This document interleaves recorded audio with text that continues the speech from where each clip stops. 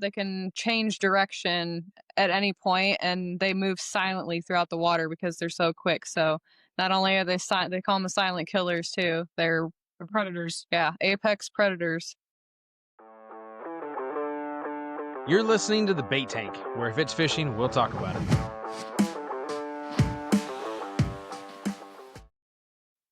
Hey, y'all, welcome back to episode 10 of the Bait Tank video podcast. My name is Anthony from YFA Outdoors. Joining me tonight is my buddy Sam, our co-host, and the Benoits from the Benoit Fishing YouTube channel. They are multi-species fishermen, but tonight we are specifically talking about a prehistoric fish that they are very commonly known for catching as well. Ladies, how are y'all tonight? Good. How are you? Fantastic. Sam, I'm going to ask you too. How are you? I am so good. Thank you. You actually asked me that. I feel so good now. You should. It's been almost a year. It feels like it's been since it was last time it was cold since we did an episode. So it's not cold here. It's 70 degrees. Well, I know it's warm here too. I'm just saying, but it's cooled off. It's not 106 anymore. So, we took the summer off, did some fishing. I know Sam did some fishing too, and things are starting to quiet down. School started back up. So now we're here back doing the show again. Like I said, episode 10. Technically, I guess, third season. But yeah, today we're talking about the Bowfin. So why don't you guys tell us a little bit about your channel, about yourselves, what got you into fishing, and yeah, just give us the rundown. We are Benoit Fishing Outdoors, and like you said, we fish for multiple species. A lot of the times, though, when we're fishing for catfish, we catch bowfin a lot. So they're in a lot of our bodies of water up here. They're very native to Ohio. We a lot of the time, like she said, we were flathead fishing, channel cat fishing mostly. Definitely largemouth bass fishing too, and all the bait species in between. So yeah, we do YouTube for fun and go out and catch fish with our friends. Simple and Absolutely easy. nothing wrong with that. Yeah, exactly. Nothing wrong with that at all. So you said that you catch them on accident. So is that just I know at least a couple of video guys you caught them on purpose. So what was the first experience you had catching a bowfin? I know you said it was on accident, but kind of maybe describe the situation was, what you were using, all that kind of stuff. So one of the first ones we ever caught on purpose. We go to a lot of local lakes. A lot of our bodies of water out here are super marshy areas and pretty much like stagnant water, so it's kind of easy for us. We got a lot of rivers, and they like that swampy area. So we actually caught some of the first ones we ever caught on cut bait and circle hooks. So that was pretty neat to see that they actually took some cut bait, because usually you see people catching them on jig heads, artificial lures, stuff like that. So to throw out a piece of cut bait when you're catfishing and pull up something like that, it was pretty unique experience first time. Now, I know Sam and I are limited in our experience here. I've only landed one. I've hooked several, but I've only landed one, and I know Sam's landed at least one. I know his was completely on accident. Mine first one was an accident. The one that I lost this past summer was intentional, but I did not manage to get in the boat. Oh, so what's the fight like versus a catfish? Because I know that's what you were targeting. We call them freshwater tarpon. When we hook into them a lot of the time, so when I know they're biting, the first thing I do is I pick my pole up and I wait to feel their bite. And then I want to bass hook set them like all them bass dudes do, because that hook has to penetrate. Their face plates are super hard. It's all bone and cartilage. And then the teeth on top of that. So you're trying to hook set into that. And if you don't get that hook through that stuff, you won't bring them in. That's why a lot of people, when they get them close to shore, they get off. Yep. They have actually like a face plate on both sides of their jaw. It's the maxilla plate. So it's kind of like a loose, fleshy material. It's like a defense mechanism almost. And that whole face plate on either side will come off. So it's like a detachable skin piece, which is kind of unique. Yeah. They grow those back, I hope? Yeah, eventually the skin in between heals itself. We've caught ones before. It's like a area where like bass are, where like it will rip in time and stuff like that. So they like have scars. And okay. I did not know that. That's interesting. I'm gonna blame that next time. I didn't lose it because I didn't set the hook right. I ripped out his faceplate. Yeah, I mean, it's very possible. You really do. You really do. And the bigger they are, the even harder their face is. So. Well, this is the next question. What's the biggest bowfin you ever caught? We were almost close to the Ohio record. We were like what 6 ounces 6 off. ounces. I don't know Yeah, what that number is right. though. So I think the record in 11, Ohio is like I think. 8 or 8:11 or Yeah. something like that, and we were very close. Like, nice. yeah, they get big. It's Yeah. incredible how big when you think about how big an 8-pound bowfin would be, because they don't end up getting longer; they just get fat. That makes sense. That makes sense. I'm not thinking about it. I don't remember seeing a lot of long ones, so I'm thinking about it. Yeah, But so for me, I can't remember if he was 7 pounds or 8 pounds. It wasn't huge, but he was so colored up. I wish I had a picture of him right now to show you guys. His fins were his or her. I assume his fins were so green, bright green. yeah. And The then obviously males do. they have the great big huge bullseye on the tail. You know, Yes. honestly, when you think about other fish that have those, you know, like some people call them false eyes or whatever, but they remind me a lot of, like, with the colored fins. I mean, they remind me a lot of redfish. Yeah. You know, because they get the blue fins, they get the, you know, sometimes multiple dots on the tail. Mhm. And honestly, now that I've fought both, they kind of fight similar too, For in my sure. opinion. But so you said that you know, actually, I got another question first. What is the smallest one you guys ever caught? Probably under a pound for real. We get Yeah. a lot of juveniles, and the Okay. males are the ones that have that prominent black spot. Usually, once they're mature, and the males will get that Teal. vivid, bright green, neon green during Yeah. spawn time. So, yeah, And it's usually actually, like a pound or two. speaking of the colors, I've seen pictures of both too, where you have the really, really bright colors with these like artistic patterns, but then you also have ones that have the really bright colored fins, but they're almost like flat gray. Otherwise, Yeah, like silver. I've seen both. Yeah, I've seen both. It's been crazy, and the more I think about it, it seems like the ones that are further north have the more patterns. A lot of the ones I think of when I think of people catching them, they call them grinnell down in like Louisiana and stuff. They are Yeah. a lot more diluted color wise. They still get the bright fins, obviously, but like just patterns wise, they seem a lot more plain, if you will. Yeah. I gotcha. So when you're purposely targeting them, you guys said you guys fish a lot of swampier waters on purpose, but like, what do you, if you're like walking down the bank or driving down the road looking at stuff, what is something that you guys look for specifically that says, "Hey, I'm fishing right here"? What's the spot?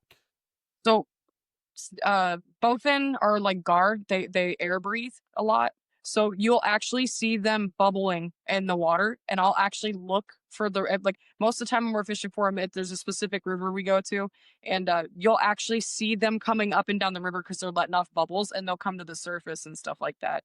So usually we're looking for structure though. A lot of the time, a big log jam, just like for catfish, they seem to stay in those same areas, like ambushing the prey that are on those bushes and the tree areas and stuff like that.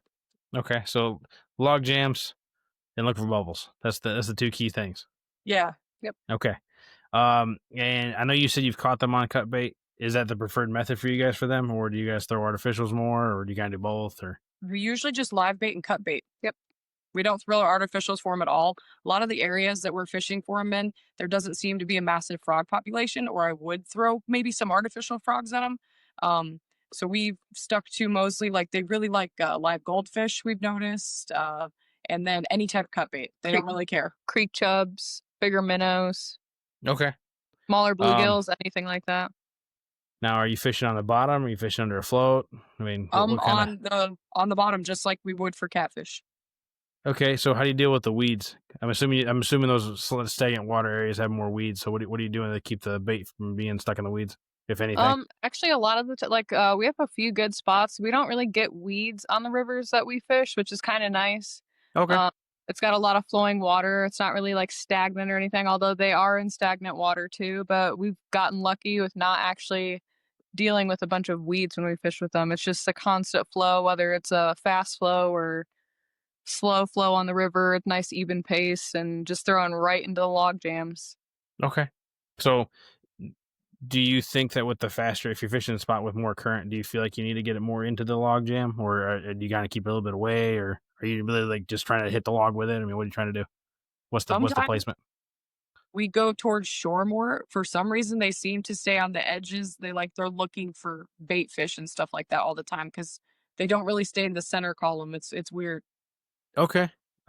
Again, I'm unfamiliar with this due to my limited experience. The first one I caught was right at dark. I was literally filming a video fishing from a kayak for bass, and I had literally just filmed the outro, and I got cast during the outro, and I shut the camera off, and he smacked a Ned rig. I don't know how that little teeny tiny Ned rig hooked him. I don't know how he didn't break the 6-pound leader I had on there. That's awesome. I thought at first it was a walleye because I know there's walleye on that lake, and it was like golden color with a little bit of light I had left from the sunset. And then I saw the spot, and I was like, oh no, I didn't have a net. I didn't have fish grips because I was just fishing. I was fishing for bass. I was just lipping them, and if I catch a pike, I'm just gonna break it off, because didn't really want to have a big toothy critter in the boat. Dude, I hate pike so much. I know you do, Sam. I know he has a love-hate relationship with pike. No, I've caught 37 pike in one day. That's nuts. Wow. He's in Michigan. Yeah, my home state originally, but northern pike for a reason. And they're so bad. I always go onto this tangent, and it wouldn't be an episode without me doing this. But I've caught them from like 8 inches, hammer handle, 8 inches to like 32 inches in this lake. And the DNR have a law like you're only allowed to keep one 24+ inch, which is normally the legal size, at least here in Michigan. But you can keep unlimited under 24. Okay. They're just terrible in this one lake. And you would think like with such a large pike population, there'd be like very little panfish. We caught 48 panfish in one trip, and we're talking like dinner plates. Like they were just massive. Like, and I think I sent Obi a picture of one of these sunfish. It was a good like 11.5 inches, 12 inches, something like that, and over a pound. Like it was a meal in itself. That's how they're surviving those pike. They're huge. Yeah, right. Oh no, that don't stop them. I've seen them where like a pike actually exploded, or drowned because they just couldn't swallow their food. They're crazy. I hate those things so much.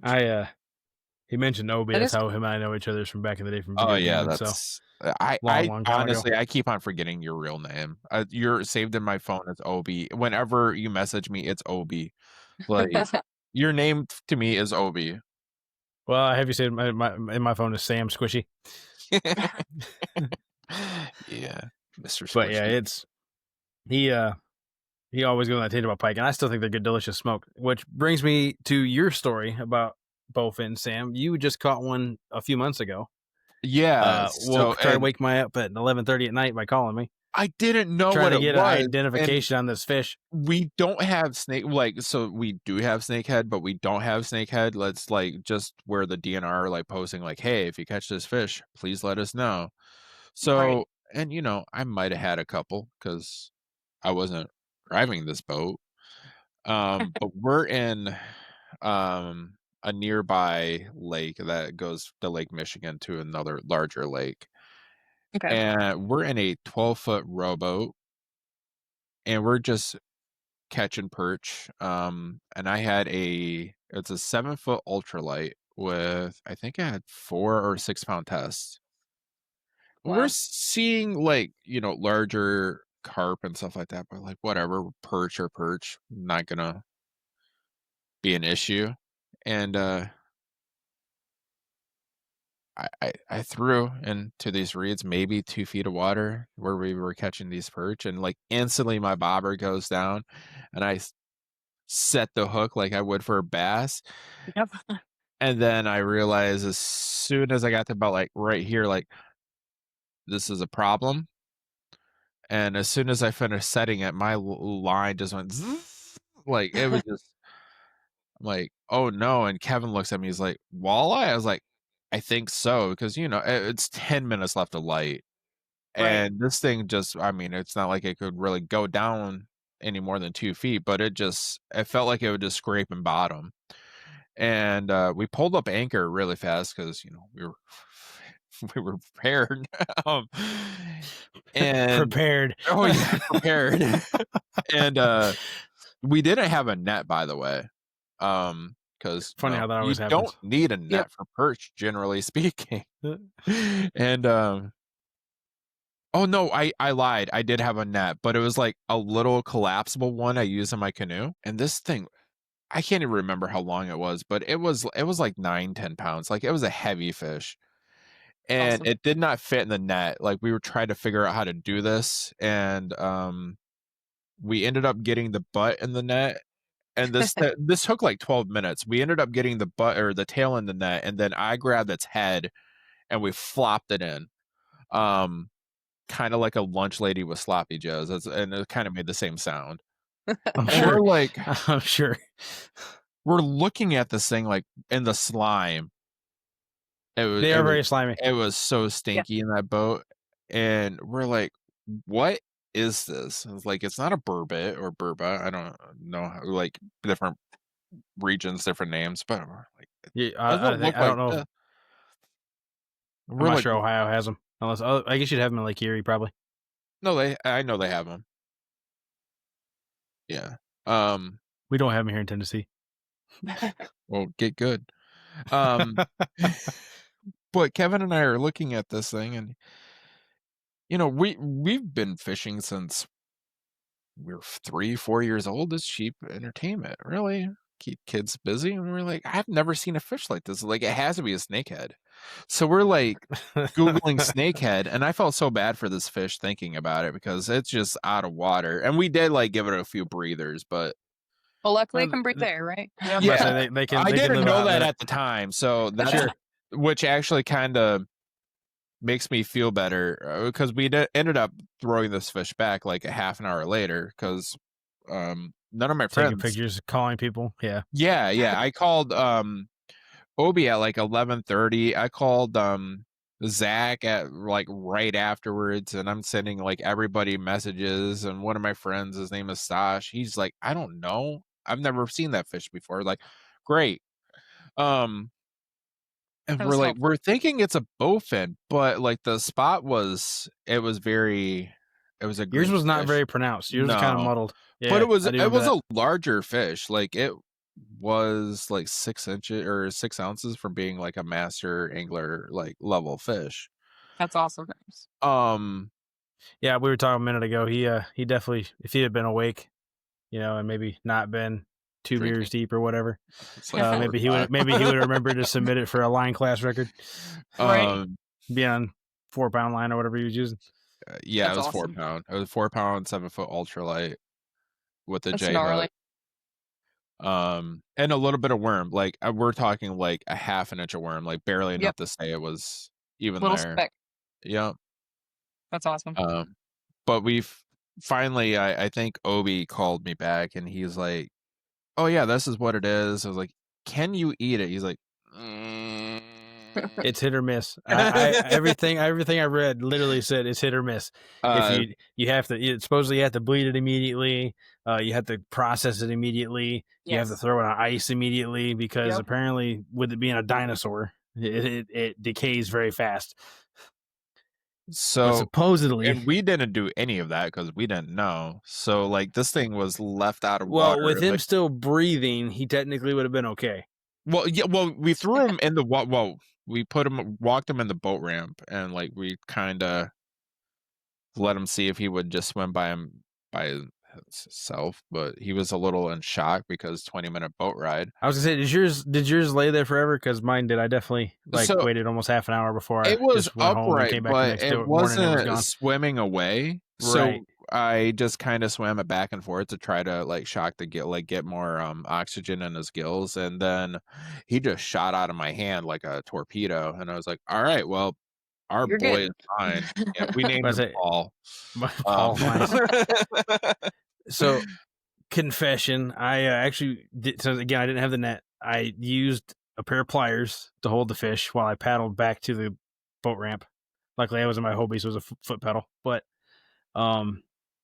I did end up breaking a piece of its jaw.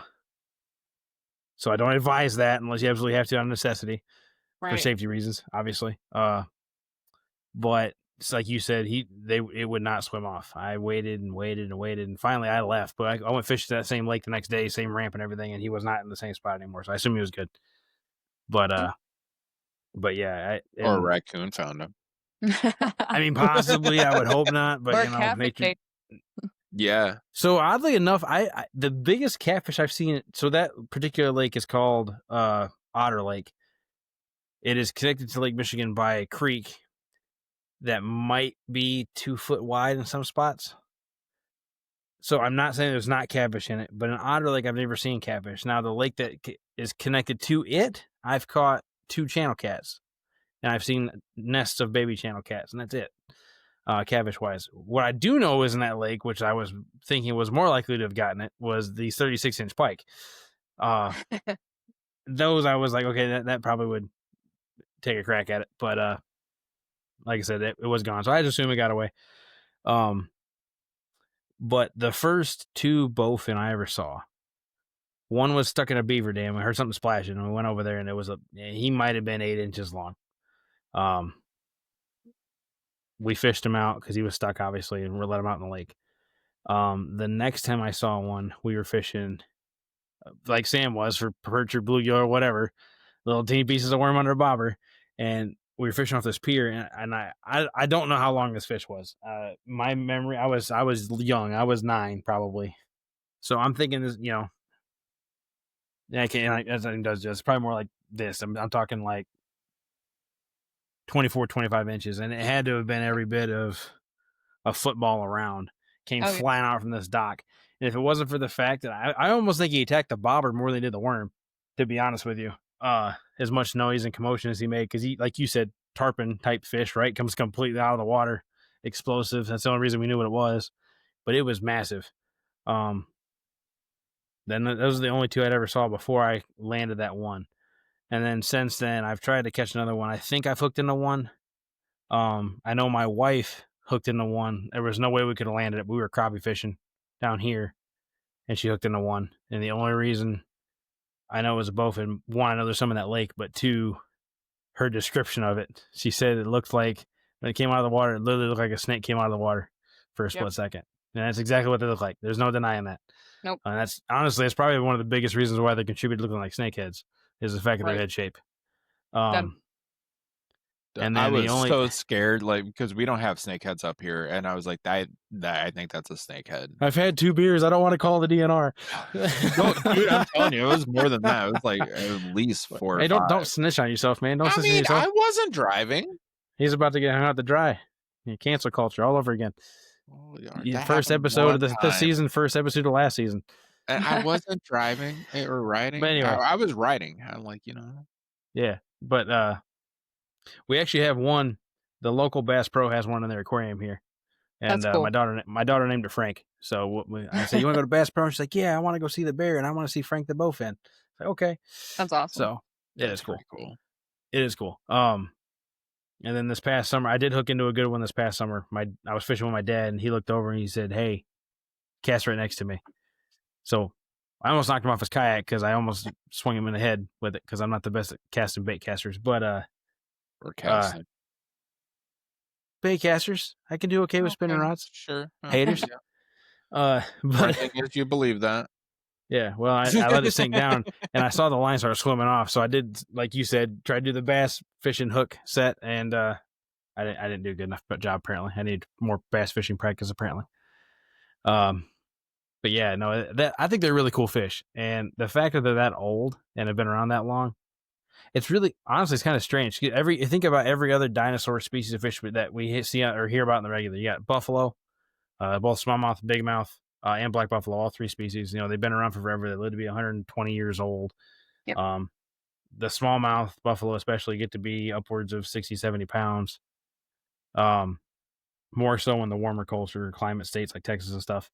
But then you got sturgeon, which, you know, can get as big as 800 pounds or whatever the white sturgeon get to. Lake sturgeon being like 350, being 8 feet long. And then, like you said, the bowfin, they don't really get long.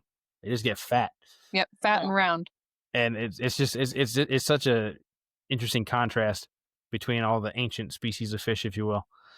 And I mean, sturgeon are pretty chunky boys too. Oh, don't get me wrong. I'm not saying they're not, but I mean, they get to be really long. And, yeah, and whatnot in comparison. You know, they're huge. And like the buffalo, they can also get huge. Like long, like 3-4 feet long almost when they're getting the 60, 70 pound range. Right. Also, you And guys reminded me I needed circle hooks, so thank you. Yep. but Also, it it's just really cool. And I wish I knew a spot where I could target them more on purpose here. Most people that do catch them here is obviously probably catch from bass fishing. We don't really have a lot of like overly swampy areas. I can only think of maybe 3 spots, and they're all like an hour away from me that I probably should go try out at some point to try to catch one on yeah, purpose. we're in like the middle of the boonies, so we have like swamps and wetlands and like all kinds of conservation areas and stuff around us. So like it's actually like a unique experience to be able to fish so many spots and have so many areas to fish for them. That's one thing I do miss about Michigan too. It was the same thing. It's like you literally go a Yeah. mile in any direction, you hit a different lake. That's what I was whereas- just thinking. Like, I got a lake like that's 70 acres, nobody fishes. I call it the Ninja Turtle training camp because I counted 72 turtles at one time, and I have a lunker hunt topwater turtle. It's the only time I've ever gotten a bite was in that lake. Sure, but match the hatch, baby. I'm telling, like, that's gonna be my goal next year. Is I'm gonna catch a largemouth bass on that turtle. Never know till you grow. Well, I had Yep. a surgery, and during my recovery, I was obsessed with that damn turtle. Like, I was like, I gotta get one of these. These things are dorky, but like they just sound cool. And I was just like, probably 8 hours of just YouTube video, and there's only like 5 YouTube videos of like people actually using this turtle. They're all like ponds in Florida or just like that. I'm like, I'm gonna catch a bass like out in the open. Like, I Surprised tried, you didn't catch a pike with it. Yeah. you know, it's possible that could have been what it was, because I would just, you know, it just blew up. And Sure. did I tell you about the muskie in the pike, or the muskie in the canoe? Now you told me that. I don't know if you told Yeah. them that. No, Yeah, I know I didn't tell them that. But it was the same lake. So there's definitely larger fish in there. I have I think it's a 12-foot or 14-foot canoe, and it, you know, it's a 70-acre lake. The deepest part is 8 feet. There's not supposed to be muskie in this lake, but Right. apparently rednecks be rednecks, and they release 4 that, or at least that the DNR actually arrested these guys or cited them or something, and they Oh, said, wow. oh Putting yeah, 4 in there. just released like 4 or 5. Apparently They got they're caught still for. out there. And I don't know. I was using like a size. It was a size 5 MEPS, and I had like the doubles. I don't know what they're called. And it was like 2 or 3 feet away from my canoe, and next thing you know, there's just fish.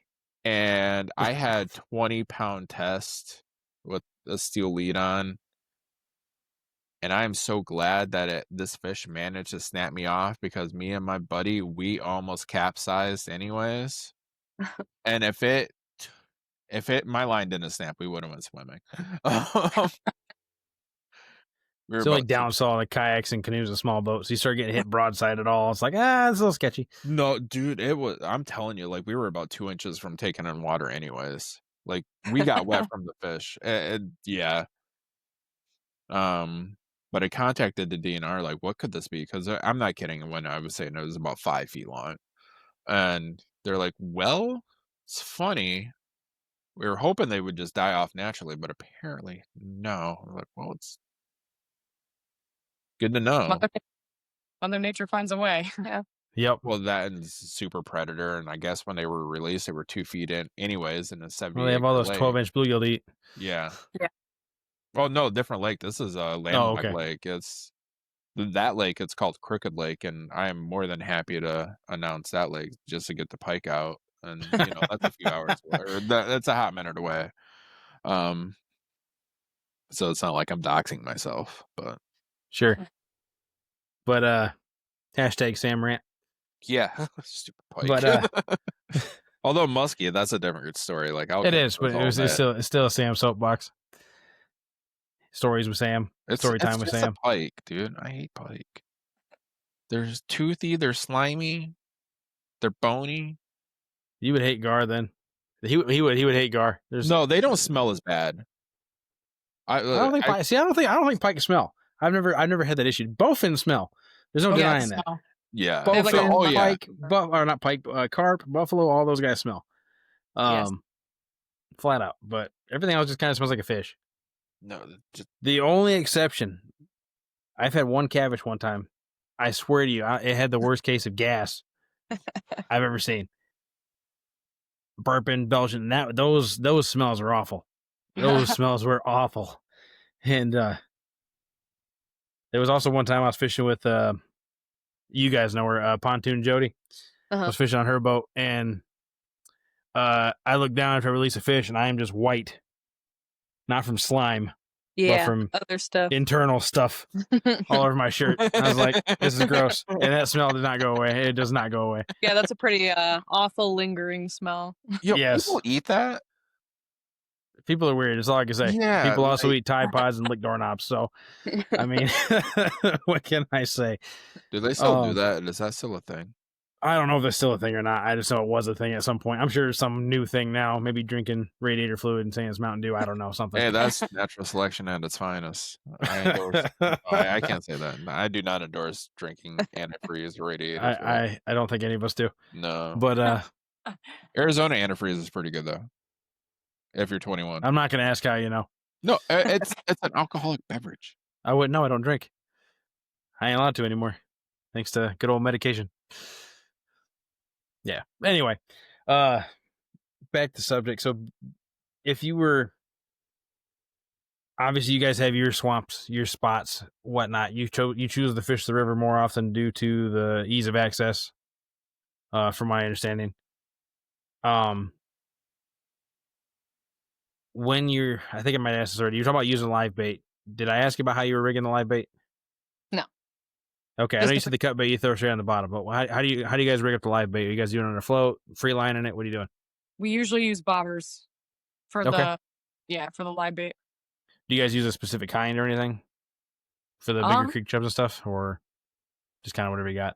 Yeah, just whatever we got usually. Usually just the foam ones, so you're not breaking all the plastic and stuff. Just regular Walmart plastic foam bobbers. Okay. I just ask it because I know obviously when we're using the bigger baits for catfish, typically we use the giant, water bottle size floats or at least the fatter ones because they hold more weight. Right. I just didn't know if you would need that or not for the baits you're using for the bowfin. No, baits are smaller, so usually you don't need that big of a float. It's usually just a decent sized bobber from Walmart will work. Now I know in your case, Sam, you said the bobber went down immediately. Is that typically the case? I know like other fish species like crappie, you see a lot rather than it just going down, it kind of goes sideways instead for a while. Is there a lot of that with bowfin with it being shallower fishing, or is it kind of more aggressive? It usually depends. Usually in the summertime, so they spawn in like early spring and summertime. So that's usually when the males turn that green, vibrant color. It's so pretty. And it is very pretty. Like it's unreal. It's like the first time I ever seen that, I was like, that is not real. We do not have fish like that. It's like an ocean fish. Like it's a freshwater tarpon. Like I'm holding it in my hand, but it's AI. Yeah. It is. It's a very unique, vibrant, like literally highlighter lime green. Yeah. And usually they're more prominent in the summertime, so we catch a lot of them during the summertime. They're like gar, they like the heat, so they're up there air gulping. You can kind of spot them a little bit, and then usually once they get off the nest, it's a little bit easier to catch them. And then usually after summertime kind of slows down, they go back, so they have the air bladder when they're not air gulping, and they'll go down a little bit deeper, and it's usually a little bit harder to kind of target them. Everything's a little bit split up. They're deeper, so that's when we're throwing the baits on the bottom and using cut baits, stuff like that. Yeah, but the bobbers with the bite, they're usually pretty quick about it. Like he said, that like you usually when it hits the water, they already know it's there. So I've also heard them called water dogs. They're water puppies. Yeah, mud dogs. Have you guys had the situation where they actually come and look at you and stare at you? Have you had that happen to you guys? Yeah, I've not had that happen to me yet. But I've heard it. I'm like, that would be so cool to see in person. Yeah. That would scare me. Well, like they're just curious. Like, I don't care. Fish they're territorial and they're curious. If a fish just comes up and like, hey, what's up? I'm like, nope, they're too smart now. I'm moving. Give me bass. They're not very smart.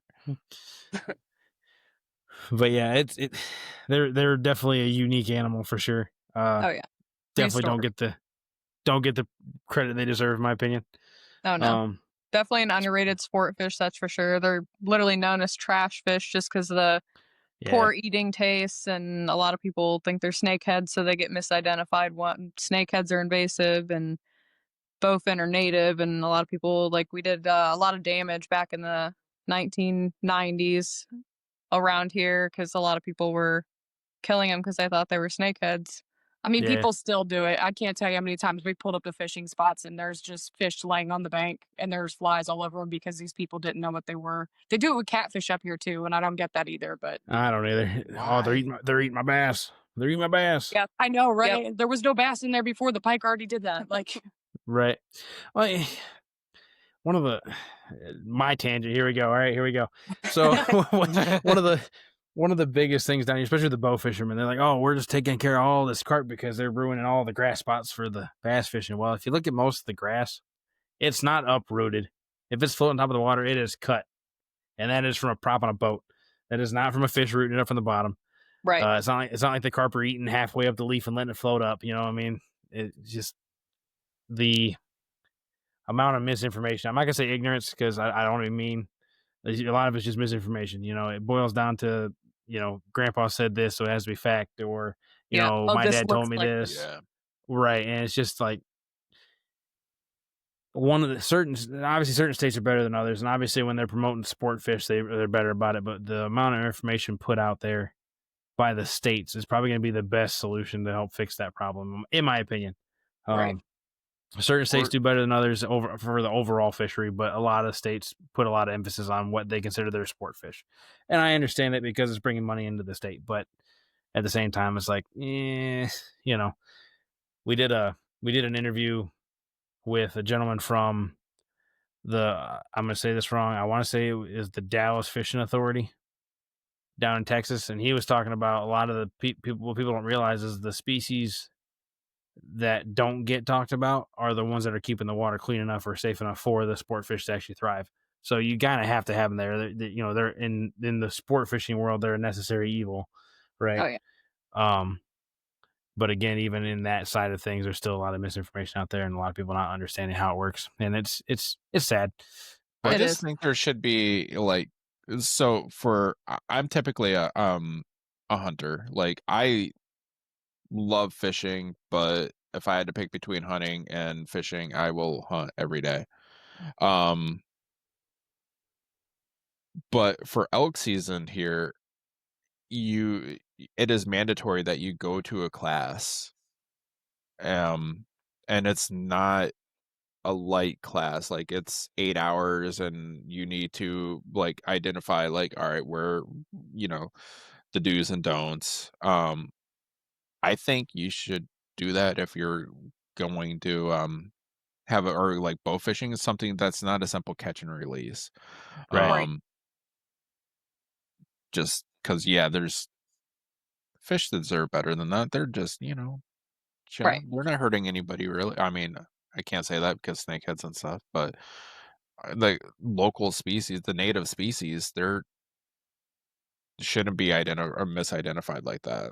100%. And you know, that's why I blew up everybody. Like, I didn't care about the time. Like, What is this? if it's a snakehead, I want to know, damn it. Right. But you bring up a good point. We had another episode we talked about last season with the first guy's name was Mitch from Texas. The other guy name was I talk to him almost every day. Why can't I think of his name? I'm really drawing a blank here. I'm sorry if you're watching this. I know who you are. I promise you, I know who you are. We were talking about bow fishing and like our thoughts on how to fix the regulations to be able to kind of subside or help both sides appreciate it or whatever. But you made me think of a good point just now. I mean, it wouldn't be hard if you're doing a bow fishing license, especially, or, you know, you can't really say, hey, you have to take this class to get a fishing license to a group of people that already been getting their fishing license, because then you just lose a bunch of money because nobody wants to buy it, right? Right. But if maybe you could offer a discount. Hey, if you take this class every year, you get your license for half off or something. Then maybe that would help with that. That would be cool. Because that's one of the biggest complaints about fishing licenses is how expensive they are. I'm like, if you think about it, in Tennessee, the state fishing license, I think it's $45 for a whole year. that's like 3 times the Taco Bell. You know what I mean? Because there's no more dollar menu stuff anymore. It doesn't exist, right? Nope. So No, false. It does. You can get like a cheese roll up. Oh geez, yeah. I still think it's like $1. I still think it's like $1.20. No, I think it is $1. Like either I way, just bought it's one just- for the dogs. But you know what I'm saying? Like, yeah, you can't even get a double cheeseburger at McDonald's for $1 anymore. So it's just like, Right. you know, it's not it's a matter of perspective, I guess. So, yeah, that would be an interesting way to fix it, though. Give a discount on licenses to be able to do identification classes. Honestly, I'm gonna be a meanie. I don't think that's a good idea because conservation is conservation. They're already cutting corners a lot. Oh no! I'm not just saying the think, states can't do more. I'm just saying if you want to get people on board outside of the organizations to actually pay attention to it, I think that would be one of the easier ways to do it. Because what's the alternative? You're gonna put a flyer in everybody's mailbox every year? I mean, you know, it's just gonna get thrown away or burned or whatever. Right. I mean, higher patrolling of waters and now that is also an option, yes.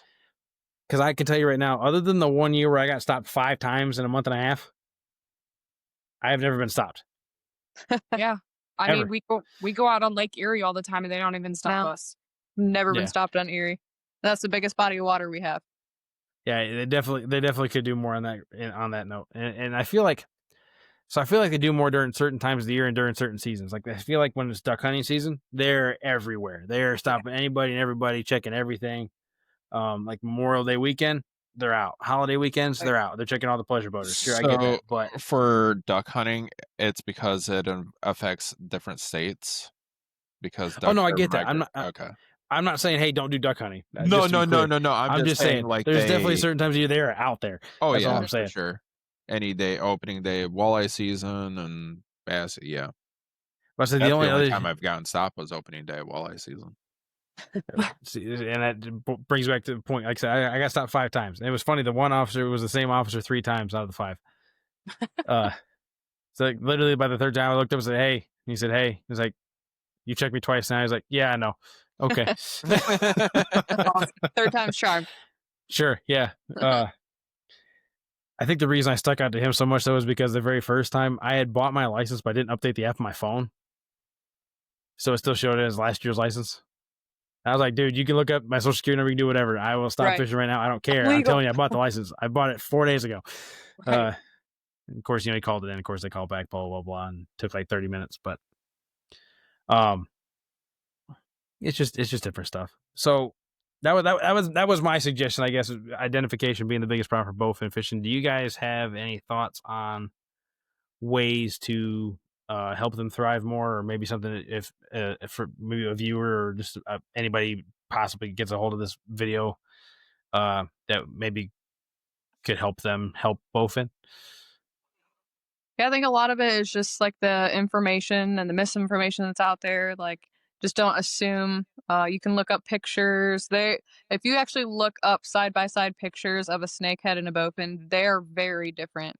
And not just the coloring, their fins are different. They have they both have kind of that bony head and that hard head, but their head structure you can even tell is a little bit different. I say the snakehead, if I remember right, was more like their jawline doesn't come back as far. It's a little flatter on top, kind of. Yeah. Are snakehead just as slimy?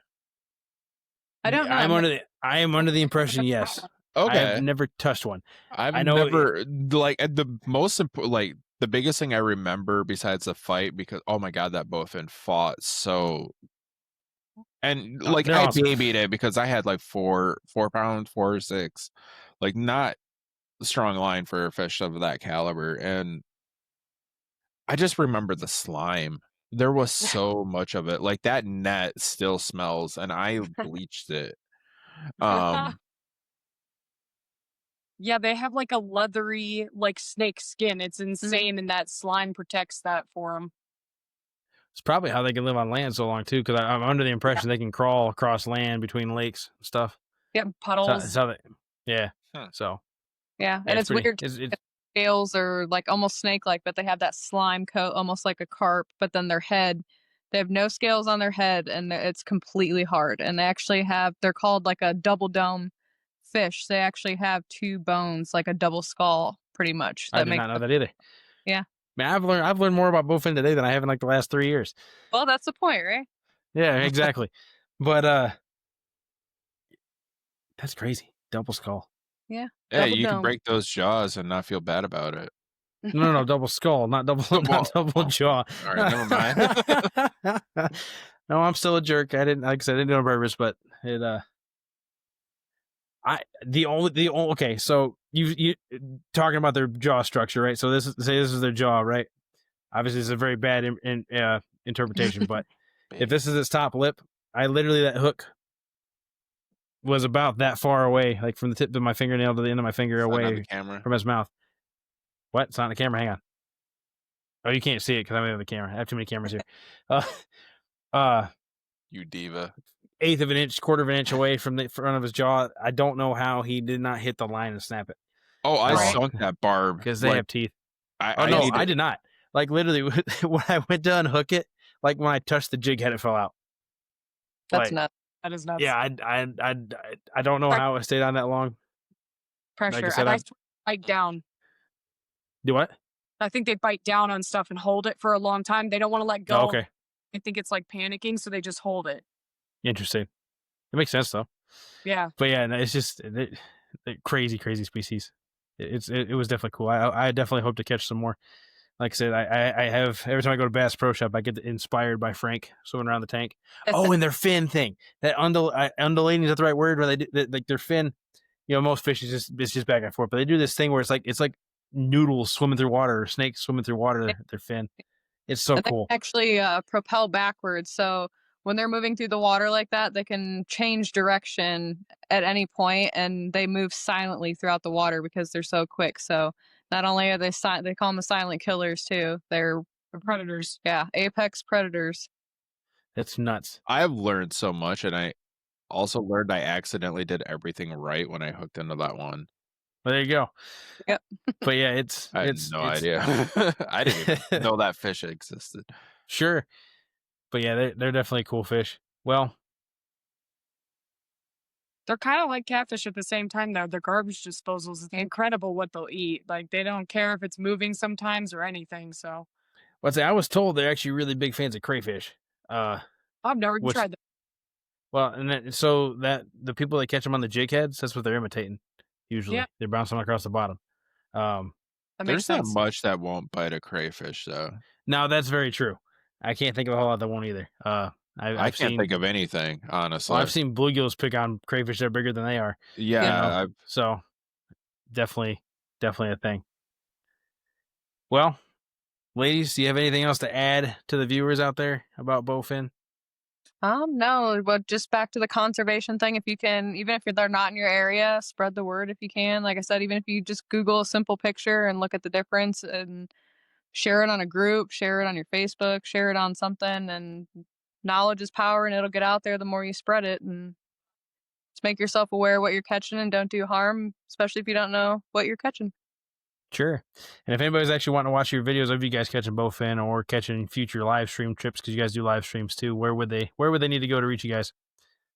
We have a Facebook group, just Benoit Fishing Outdoors. It is a private group because we try to keep out the spam. So you can look us up on Facebook or our YouTube channel and TikTok, Benoit Fishing Outdoors as well. All right. Well, thank you very much, ladies. And everybody watching this episode, you guys have been watching the 10th episode of the Bait Tank Video Podcast. We appreciate each and every one of you, and we'll see you guys next time.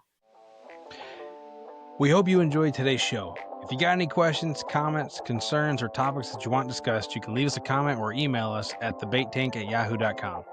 For more content, check us out on YouTube at The Bait Tank. Until next time, tight lines, everybody.